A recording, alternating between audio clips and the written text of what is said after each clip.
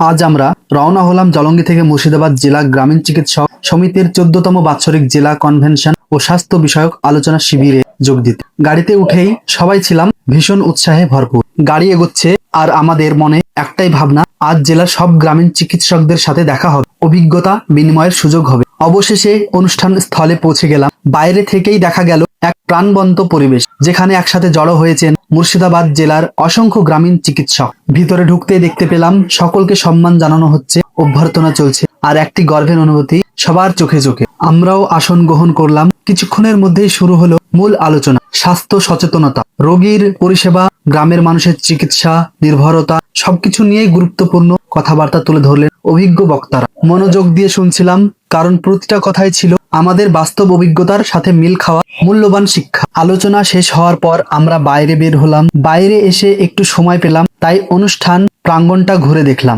পরিচিতদের সাথে কথা বললাম, নতুন সম্পর্ক তৈরি হলো আর অনুভব করলাম এমন আয়োজন আসলে গ্রামীণ চিকিৎসকদের আরো একাত্মবদ্ধ করে। 14তম জেলা কনভেনশন শুধু একটি অনুষ্ঠান নয়, এ ছিল একসাথে শেখা, মত বিনিময় এবং নতুন উদ্যম, আবার কাজে ফেরার এক সুন্দর দিন। আমরা জলঙ্গি টিম গর্বের সাথে অংশগ্রহণ করলাম এবং এই অভিজ্ঞতা সত্যি স্মরণীয় হয়ে থাকলো। ধন্যবাদ মুর্শিদাবাদ জেলা গ্রামীণ চিকিৎসক সমিতি। আবার দেখা হবে আগামী কনভেনশনে। সো আসসালামু আলাইকুম এভরিওয়ান, সবাই কেমন আছো? আশা করছি সবাই ভালো আছো। আমি সৌরভ তোমাদের মাঝে প্রতিনিয়ত জিম, হেলথ টিপস, মোটিভেশনাল নিয়ে স্পিচ দিয়ে থাকি। যদি আমার এই ভিডিওটি ভালো লেগে থাকে অবশ্যই তোমরা তোমাদের বন্ধুদের কাছে শেয়ার করে জানিয়ে দাও এবং নিত্য নতুন ভিডিও পেতে আমাকে ফলো করে রাখো। আসসালামু আলাইকুম।